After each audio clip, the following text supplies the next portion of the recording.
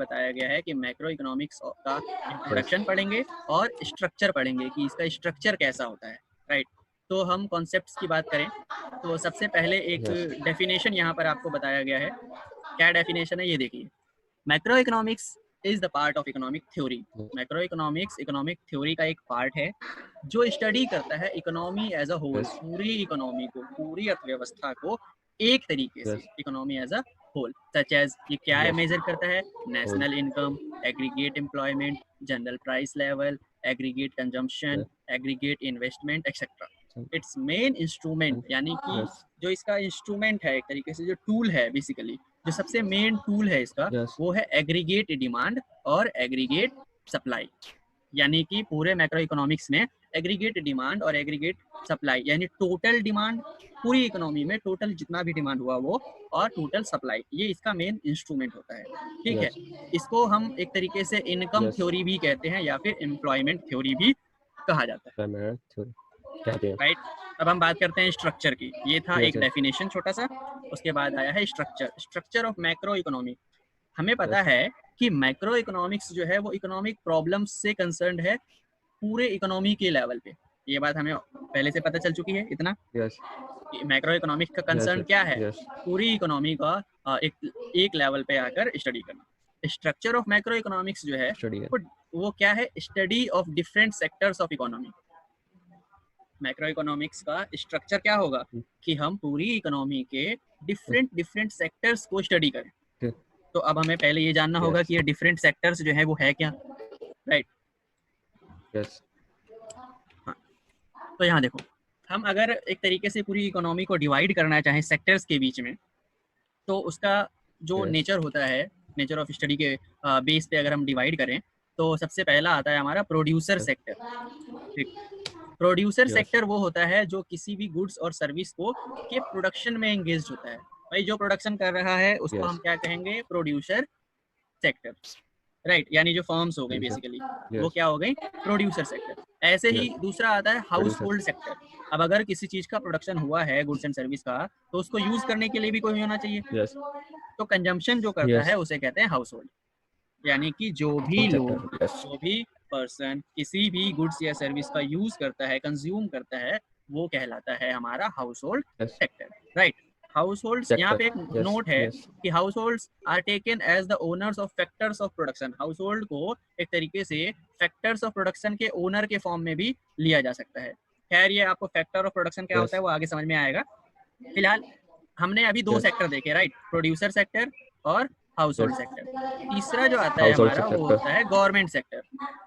अब ऑब्वियस सी बात है, एक देश की गवर्नमेंट तो होगी, कोई ऐसा देश तो है नहीं यहाँ पर गवर्नमेंट ना हो। तो गवर्नमेंट किस चीज में एंगेज होती है, भाई गवर्नमेंट होती है टैक्सेशन और सब्सिडीज में, है ना। तो गवर्नमेंट क्या करती है, टैक्स लेती है और सब्सिडी वगैरह प्रोवाइड कराती है। क्यों कराती है, कैसे कराती है, इसका पर्टिकुलर चैप्टर है जो हम आगे पढ़ेंगे। उसके बाद आता है एक रेस्ट ऑफ द वर्ल्ड। जानते हो ये भी एक सेक्टर है। रेस्ट ऑफ द वर्ल्ड मतलब ये हमारे कंट्री को छोड़कर बाकी जितने भी देश हैं, हाँ, जिनके साथ हमारा इंपोर्ट या एक्सपोर्ट होता है, बेसिकली वही, जिनके साथ हमारा इंपोर्ट या एक्सपोर्ट होता है। एक्सपोर्ट मतलब हमारे यहाँ से कोई सामान दूसरे देश में बेचना, और इंपोर्ट यानी कि दूसरे देश से सामान हमारे यहाँ मंगवाना, उसको हम कहते हैं rest of the world sector. उसके बाद आता है financial sector. Financial sector basically borrowing और लेंडिंग का काम करते हैं, जैसे जो हमारे बैंक है। फाइनेंशियल सेक्टर, फाइनेंशियल सिस्टम में क्या आता है, बैंक आ जाते हैं। बैंक क्या करते हैं, हमें लोन देते हैं ना, तो बोरोइंग और लेंडिंग, लोन देते हैं, उसके ऊपर जो भी EMI बनता है वो, और जो टैक्स बनता है वो लेते हैं। तो बोरोइंग और लेंडिंग का जो काम है वो फाइनेंशियल सेक्टर करता है। फाइनेंशियल सेक्टर में बैंक भी आते हैं और इसके अलावा और फाइनेंशियल एंटिटीज भी आती हैं। तो अभी तक आपको जो भी बताया गया है वो यही है कि मैक्रो इकोनॉमिक्स एक थ्योरी है जो एग्रीगेट डिमांड, एग्रीगेट सप्लाई, पूरी इकोनॉमी को एक लेवल पर स्टडी करता है। इसके स्ट्रक्चर में कुछ सेक्टर आते हैं, 4-5 सेक्टर हमने देखे। एक सेक्टर है producer sector, house hold sector, government sector, rest of the world sector और फाइनेंशियल सेक्टर, राइट। ये था एक छोटा सा इंट्रोडक्शन। अब हमारा जो चैप्टर है बेसिकली, चैप्टर फर्स्ट जो है वो है circular flow of income. Basically हमारे चैप्टर की जो स्टार्टिंग होती है वो यहाँ से होती है, सर्कुलर फ्लो से। तो जैसे कि नाम से NCERT से पढ़ा रहे क्या? जी बेसिकली एनसीईआरटी प्लस दूसरे जो मेन बुक्स होती हैं सबको कंबाइन करके नोट्स बनाया गया है। तो ये एक ऐसा नोट्स बनाया सर है आपने मतलब यस आपने कौन सी बुक का यूज करके मतलब और अलग जो रिफ्रेशर्स होती है उन सब कौन कौन सी रिफ्रेशर या राइटर का यूज करके बनाया आईडी मंगला का नाम जानते हो आप? हाँ I D Mangla I D Mangla, T R Jain और कुछ नेक्स्ट यस आईएएस की बुक्स हैं और एक बेसिकली वो क्या कहते हैं एनसीईआरटीज, इन सबको एक तरीके से कंबाइन करके और सबके यस अंदर से छांट छांट के नोट्स बनाया गया है। तो किसी एक बुक में सारा एज इट इज नहीं ओके मिलेगा आपको, लेकिन आप जो है कोई भी एक बुक खरीद लीजिए अच्छा अच्छा जब आपको जब लॉकडाउन खत्म हो नहीं जाएगा। सर मैं बोलिए। सर एक्चुअली मेरे स्कूल में सर राधा बागुना है सर को उन अच्छा राइटर की बुक चलती है ठीक है, तो आपके स्कूल में जो भी हाँ बुक चलती है ना, आप वही बुक खरीद लीजिए, कोई दिक्कत नहीं है। आपको ये सारी चीज़ें उसमें मिल जाएंगी। आप कोई सी भी बुक लीजिए, ओ ये हाँ हाँ सारी बिल्कुल चीज़ें आपको उस बुक में यस एज इट इज़ मिलेंगी। ओके, मिलिए यस अच्छा तो आगे बढ़े, यहाँ तक समझ।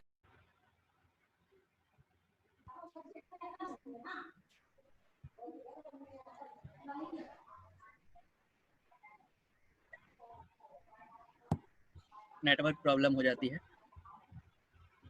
चलिए देखिए, यस सर तो हमारा जो नेक्स्ट टॉपिक है सर्कुलर फ्लो ऑफ इनकम। तो नाम से ही समझ में आ रहा होगा सर्कुलर की बात चल रही है। सर्कुलर हाँ क्या, आपने बहुत सारे फ्लो के बारे में पढ़ा होगा। तो सर्कुलर फ्लो हाँ जो एक पॉइंट से शुरू होता है और वापस यस उसी पॉइंट पर आ जाता है।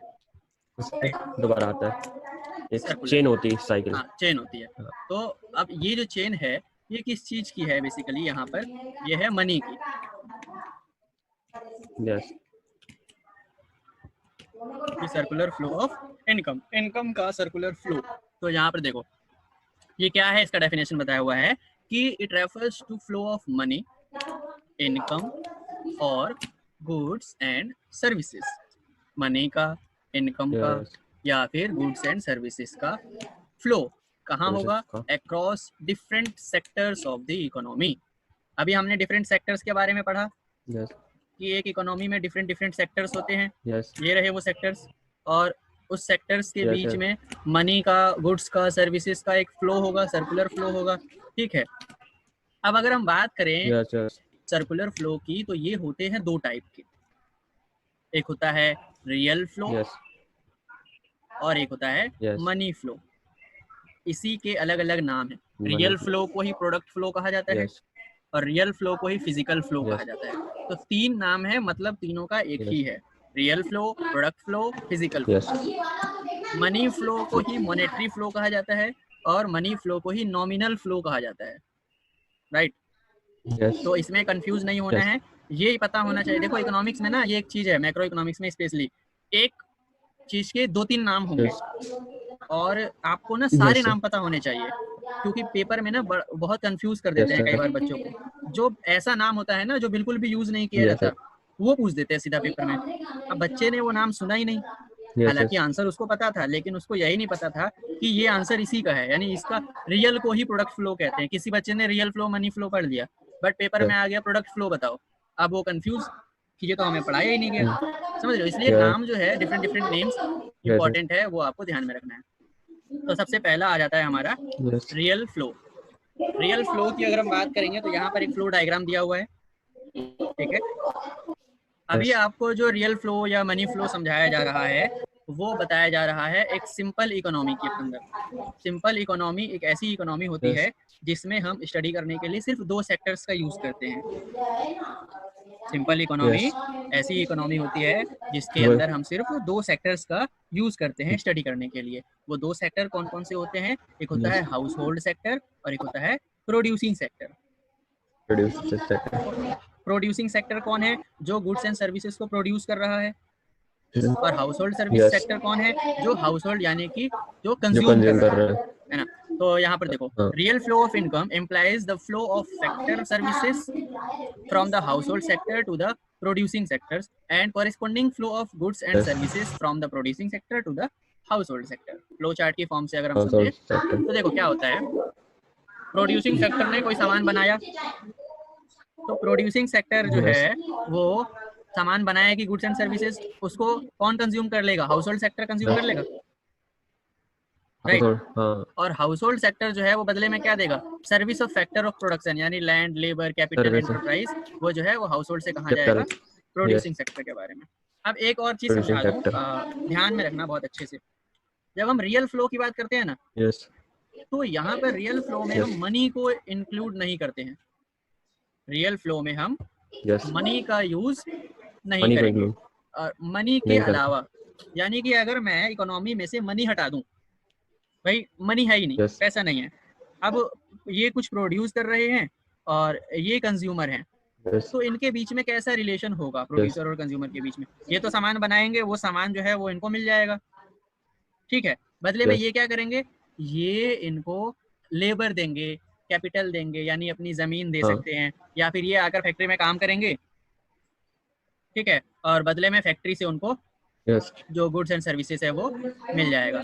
इसके अलावा देखो, अगर आप किसी कंपनी में काम करते हो, राइट, और उस कंपनी में मान लो कि बार्टर सिस्टम का है, हम बार्टर सिस्टम की बात करते हैं। बार्टर सिस्टम जानते हो, 11th में पढ़ा होगा। बार्टर सिस्टम एक ऐसा सिस्टम था जब मनी नहीं हुआ करती थी, और मतलब एक तरीके से गुड्स के बदले में गुड्स, एक सामान लो और दूसरा सामान दो, तो वहाँ है ना।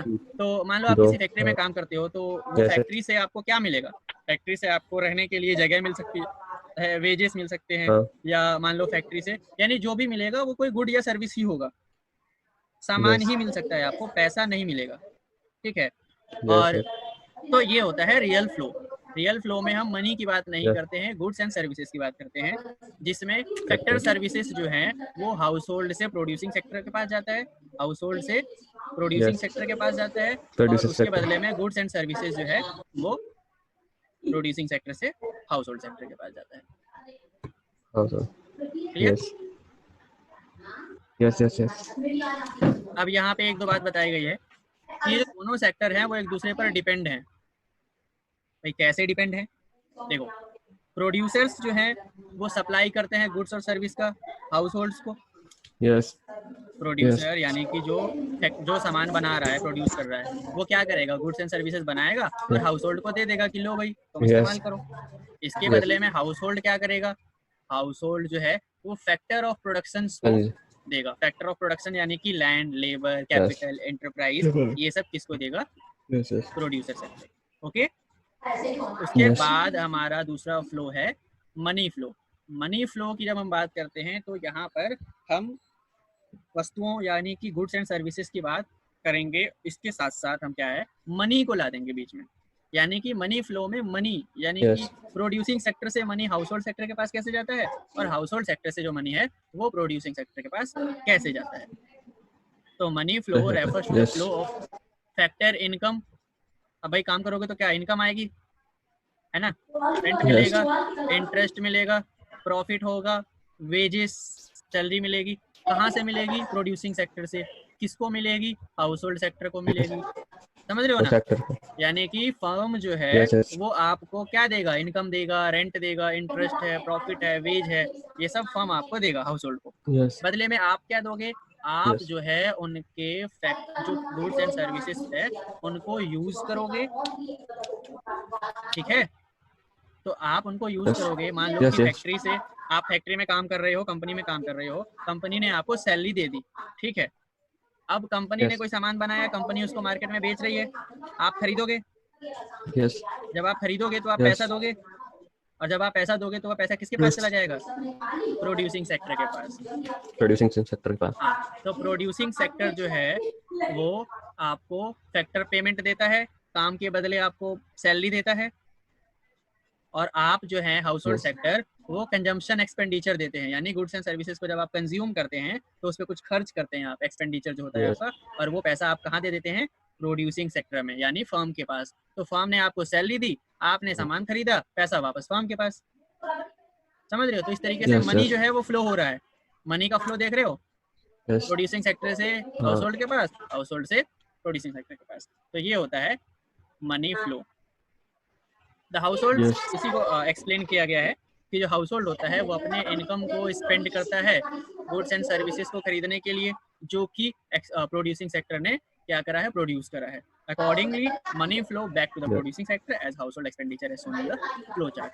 तो ऐसे ही जो मनी है वो हाउस होल्ड एक्सपेंडिचर की फॉर्म में वापस आ जाता है, किसके पास आ जाता है, प्रोड्यूसिंग सेक्टर के पास।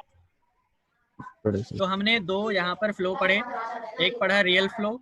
रियल फ्लो में हम सिर्फ फिजिकल फ्लो की बात करेंगे, यहाँ पर पैसा नहीं होगा, ठीक है। गुड सर्विसेज फिजिकल फ्लो होगा, प्रोडक्ट होगा सिर्फ हाउस होल्ड से प्रोड्यूसिंग सेक्टर के पास, प्रोड्यूसिंग सेक्टर से हाउस होल्ड के पास। फिर हमने मनी फ्लो पढ़ा, मनी फ्लो में सिर्फ मनी की बात की जाएगी। हाउस होल्ड को सैलरी मिलेगी प्रोड्यूसिंग सेक्टर से, वो सैलरी यूज खर्च करेगा, और वो खर्च करेगा तो पैसा प्रोड्यूसिंग सेक्टर के पास वापस आ जाएगा, और इस तरीके से इकोनॉमी में वो चलता रहता है।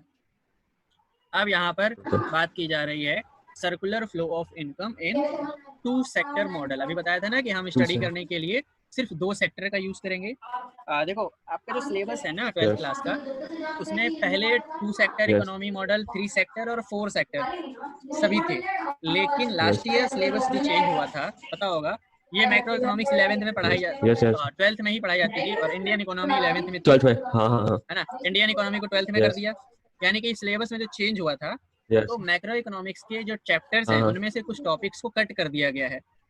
तो हम यहाँ पर आपका जो नया सिलेबस है उसके अंदर सिर्फ 2 सेक्टर इकोनॉमी के बारे में ही पढ़ाया जाएगा। 3 सेक्टर और 4 सेक्टर का जो मॉडल है वो आपके सिलेबस से हटा दिया गया है, राइट। अच्छा ये बताओ, आपने प्रिंट आउट निकाल रखा है? नहीं सर, इसका प्रिंट आउट अभी निकाल रखा। अच्छा चलिए कोई बात नहीं। अच्छा यहाँ देखो, एक्चुअली सर अब हम बात खोल नहीं रही है इस वजह से। जी कोई बात सर, वो शॉप्स खोल नहीं रही आजकल लॉकडाउन। हाँ समझ गया। तो जब हम सर्कुलर फ्लो की बात करते हैं ना 2 सेक्टर मॉडल में, तो एक सबसे पहले ना एक चीज तो पता होगा, माइक्रो में भी पढ़ा था, अजम्पशंस बहुत होती हैं इकोनॉमिक्स में, है ना। इकोनॉमी की कोई भी थ्योरी होती है तो सबसे पहले हमें उसकी अजम्पशन के बारे में पढ़ना होता है कि हमने क्या एज्यूम किया है, यानी किन चीजों को हमने मान लिया है कि ये ऐसा ही होगा, तभी ये थ्योरी काम करेगी, तो उन्हें हम अजम्पशंस कहते हैं। तो the following assumption with regard to the simple economy with only 2 sector of economies. तो क्या है, there are only 2 sectors in the economy, that is household and firms. हमारा सबसे पहला अजम्पशन कि यहाँ पर सिर्फ 2 सेक्टर होगा, पहला हाउस होल्ड होगा और दूसरा फर्म होगा। हाउस होल्ड क्या करेगा, हाउस होल्ड सप्लाई करेगा फैक्टर सर्विस फर्म को, हाउस होल्ड जो है वो फर्म को फैक्टर सर्विस देगा, यानी काम करेगा जाके फैक्ट्री में, कंपनी में, और बदले में फर्म क्या करेगा, फर्म फैक्टर सर्विस को हायर करेगा हाउस होल्ड से, ठीक। अब यहाँ पर ये फ्लो चार्ट समझो, इधर है हाउस होल्ड यानी कि जितने भी कंज्यूम करने वाले कंज्यूमर्स और काम करने वाले लोग, और इधर है फर्म। सबसे पहले ये छोटा वाला देखिए, ठीक है। तो देखो हाउस होल्ड जो है वो अपना फैक्टर सर्विस देता है फर्म को, हाउस होल्ड जो है वो अपना फैक्टर सर्विस देता है फर्म को, यानी हाउस होल्ड काम करेगा कंपनी में जाकर, कंपनी के लिए काम करेगा, है ना। बदले में कंपनी क्या करेगी, बदले में कंपनी इनको फैक्टर इनकम दे देगी, भाई तुमने जितना काम किया लो तुम्हारी सैलरी इतने आ गए, क्लियर है। ये वाला नीचे वाला। अब ऊपर वाला देखो, हाउस होल्ड जो है वो एक्सपेंडिचर करेगा, यानी सामान खरीदेगा मार्केट से जाके, जब वो सामान खरीदेगा मार्केट से जाके तो वो पैसा देगा फर्म को, और फर्म क्या देगा बदले में, गुड्स एंड सर्विसेज, है ना। गुड्स एंड सर्विसेज, फर्म आपको गुड्स एंड सर्विसेज देगा, आप बदले में पैसा दोगे फर्म को। तो इस तरीके से ये दोनों फ्लो एक साथ चलता है। यहाँ पर सर्कुलर फ्लो भी, सॉरी, यहाँ पर रियल फ्लो भी हो रहा है और मनी फ्लो भी हो रहा है। क्या बता सकते हो कौन सा रियल है और कौन सा मनी फ्लो भी हो रहा है? बताओ कौन सा मनी फ्लो है और कौन सा रियल? सर जो वो क्या कहते हैं सर, जो गुड्स एंड सर्विसेज वाला है सर, जो इसमें फर्म्स वाला, हेलो सर, वो गुड्स एंड सर्विसेज वाला होगा सर रियल फ्लो, और जो फैक्टर इनकम है वो मनी फ्लो होगा, और इसमें सर जो फैक्टर सर्विस जो होगा वो होगा सर आपका रियल फ्लो, और एक्सपेंडिचर मनी फ्लो। गुड, समझ रहे हो मतलब आप? चीजें समझ में आ रही है ना? हाँ। जहाँ भी हल्का सा भी डाउट हो ना, आराम से पूछ सकते हो, क्वेश्चन कैसा भी पूछ सकते हो, उसके लिए कोई दिक्कत नहीं है। लाइव क्लास है, कोई दिक्कत नहीं, इसको होम ट्यूशन की तरह समझो।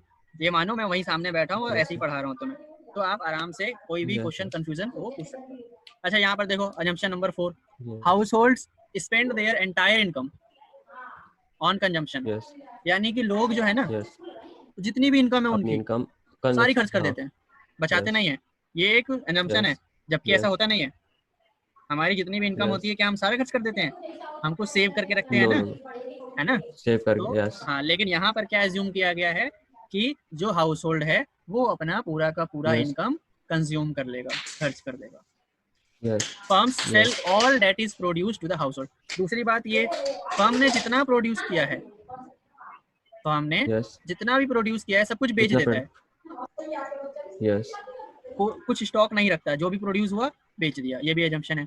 अगला assumption, there is no government और फॉरेन ट्रेड। यहाँ पर ना कोई गवर्नमेंट है और ना ही हम फॉरेन ट्रेड कर रहे हैं, यानी गवर्नमेंट नहीं है तो टैक्स वगैरह का, सब्सिडी वगैरह का भी प्रॉब्लम नहीं है, और यहाँ पर फॉरेन ट्रेड भी नहीं है, यानी जो क्लोज्ड इकोनॉमी होती है ना, क्लोज्ड इकोनॉमी, 91 से पहले इंडिया क्लोज्ड इकोनॉमी था ना, फॉरेन ट्रेड नहीं होगा, बिल्कुल ना के बराबर। तो वो एजम्पशन यहाँ पर लिया गया है। तो ये 6 एजम्पशन थे। पहली एजम्पशन थी कि 2 सेक्टर होंगे, हाउस होल्ड और फर्म। हाउस होल्ड सप्लाई करेगा फर्म्स को फैक्ट्री सर्विसेज, और फर्म जो है वो फैक्ट्री सर्विसेज को हायर करेगा। जो हाउस होल्ड है वो अपनी सारी इनकम खर्च कर देगा, और जो फर्म है जितना भी प्रोड्यूस किया सब कुछ बेच देगा। गवर्नमेंट नहीं है, फॉरेन ट्रेड नहीं है। अब ये जो इकोनॉमी होगी, जिस तरीके की इकोनॉमी की यहाँ पर बात की जा रही है इन अजम्पशंस के साथ, ये जो इकोनॉमी होगी इसमें मार्केट कैसा होगा? इसमें जो मार्केट होगा वो 2 टाइप का होगा। कैसा मार्केट होगा? 2 टाइप का मार्केट होगा। 2 टाइप का। Market for goods and services, that is producer market, और market for factors of production, that is factor market. तो इसके अंदर एक प्रोडक्ट मार्केट होगा और दूसरा फैक्टर मार्केट होगा। इसके हाँ, तो इससे हम क्या डिराइव कर सकते हैं? हमारा जो सिंपल इकोनॉमी होगा, उस सिंपल इकोनॉमी के अंदर टोटल प्रोडक्शन और टोटल कंजम्पशन बराबर होगा। क्यों? क्योंकि भाई जितना भी बनाया है सब कुछ बेच दिया, है ना, और जितना भी इन लोगों ने पैसा कमाया है सब कुछ खर्च कर दिया, कुछ बचाया नहीं।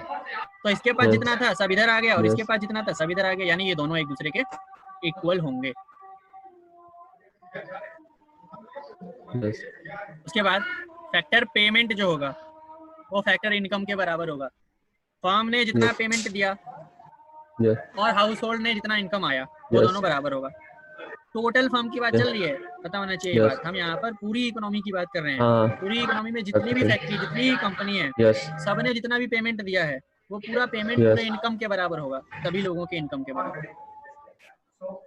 कंजम्पशन एक्सपेंडिचर जो है, कंजम्पशन एक्सपेंडिचर क्या होता है? जो हमने सामान खरीदने पर पैसा खर्च किया, कंजम्पशन के लिए खर्च किया, हाँ, वो इनकम ऑफ फर्म के बराबर होगा। यानी कि हमने जितना पैसा खर्च किया वो सारा पैसा गया फर्म के पास, तो फर्म की इनकम क्या हुई? जितना सबने मिलकर खर्च किया उतना फर्म का टोटल इनकम हो गया। इसमें रियल फ्लो जो होता है वो मनी फ्लो के बराबर होता है। Real flow is equal to money flow. अब बात करते हैं फेजेस ऑफ सर्कुलर फ्लो। अभी हमने पढ़ा ना कि भाई सर्कुलर फ्लो होगा, मनी इधर से उधर जाएगा, सर्विसेज, गुड्स सर्विसेज इधर से उधर, हाउस होल्ड से फर्म के पास, फर्म से हाउस होल्ड के पास। तो ये किस तरीके से जाएगा? इसके ना स्टेप होते हैं। स्टेप समझते हो ना, फेजेस जिसको कहते हैं। तो बेसिकली 3 फेज होते हैं। ये डायग्राम देख रहे हो? एक होता है प्रोडक्शन फेज, यानी सबसे पहले प्रोडक्शन होगा, उसको बेचेंगे, बेचने से पैसा आएगा, पैसा सबने बांटेंगे। भाई फैक्ट्री में जितने लोग काम कर रहे हैं, जितनी कंपनी में लोग काम कर रहे हैं, जो प्रॉफिट होगा वो सबने बांटेंगे, सबको मिल गया पैसा। अब ये जो लोगों के पास पैसा आ गया तो लोग क्या करेंगे? लोग डिस्पोजिशन करेंगे, यानी कि खर्च करेंगे, उस पैसे को खर्च करेंगे। क्या करेंगे? पैसे को खर्च करेंगे। और जब वो खर्च करेंगे तो पैसा वापस किसके पास आ जाएगा? प्रोडक्शन में आ जाएगा।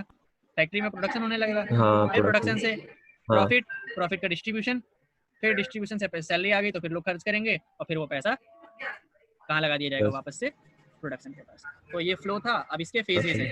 तो सबसे पहला फेज होता है प्रोडक्शन फेज, यानी इस पूरे फ्लो को अगर चलाना है ना हमें, अगर इसको चलाना है, इकोनॉमी को चलाना है, तो सबसे पहले इसका इंजन चालू करना पड़ेगा। और वो इंजन क्या है?